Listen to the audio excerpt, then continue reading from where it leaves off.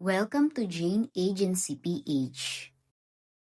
Ang topic natin for today's video ay why hosts remove from agency.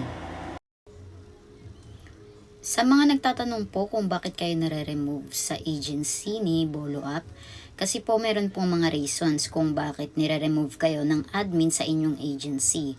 Una po, tasking lang ang ginagawa nyo. Ibig sabihin po, umaasa lang kayo sa task reward na 500 na binibigay ni Bolo per day. Tapos, pangalawa po, wala kayong earnings sa pure gift or sa lucky gift. Wala po kayong nare-receive na ganun. Bali, ang ginagawa nyo lang po kay Bolo Up, nagpapatask lang kayo araw-araw, claim lang tapos na ganun. Kaya po kayo nire-remove ni Bolo Up sa inyong agency. Ang tawag nga po doon ni Bolo Up, mga worthless users. Kasi nakachat ko po yung admin ng Bolo Up. Tinatanong ko bakit ganun. Bakit kusang nare-remove yung host.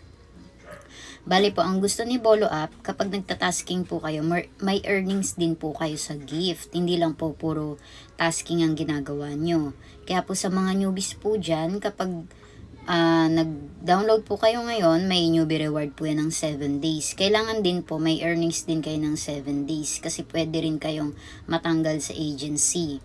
Tapos sa mga old host po, ayun nga yung nangyayari sa mga old host namin na bakit daw natanggal sila, ganito, ganyan. Yun po yung sagot sa tanong nyo.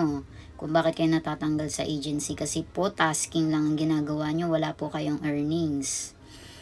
Tapos, pag natanggal po kayo sa agency, hindi na kayo pwedeng maka-join sa iba pang agency. Bali, mawawala na po ng silbi yung account nyo.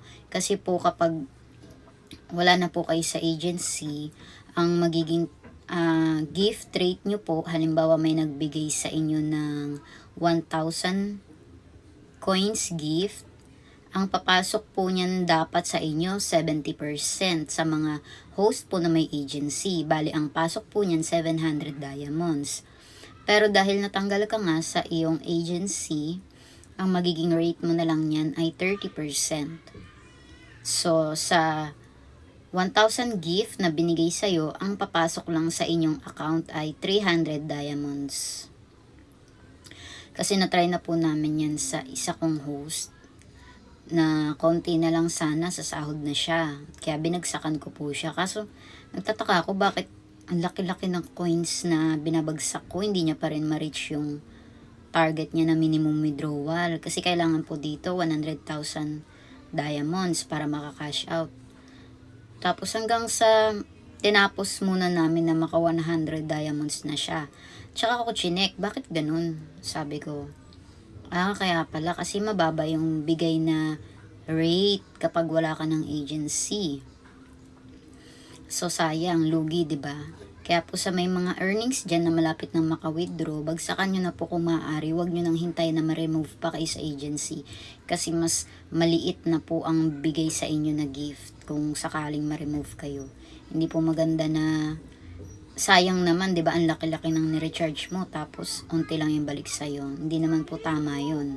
Bali sa ngayon po, yan po ang bagong update ni Bolo Up sa mga host na nire-remove. Kasi po, pure tasking lang ang ginagawa nyo. Hindi po kayo nakikipag-trade. Hindi naman kailangan mag-trade ka araw-araw. Pero yung iba kasi, kahit hindi makipag-trade, may gifters sila sa live. Yun po talagang okay yun. Alagaan nyo po kung may mga gifter kayo sa live para po hindi sila umalis sa app.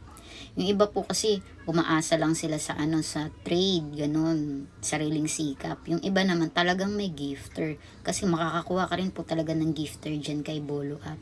Tiyagaan mo lang po mag-live tapos batiin mo yung mga pumapasok sa live mo.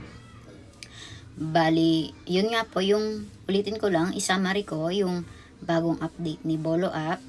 Kapag po wala kang earnings, pure tasking lang ang kiniklaim mo araw-araw, may chance po na ma-remove ka ni Bolo Up sa inyong agency. Si Bolo Up po mismo ang nagre-remove sa inyo, hindi po ang agent nyo. Kasi kami pong agent, wala po kaming time mag-remove ng mga host. Kung mag-work po kayo or hindi, hindi po namin kayo aalisin. Kayo na pong bahala kung gusto nyong mag-work or hindi. Ngayon po, si Bolo, ang sipag-sipag niya mag-remove ng mga host.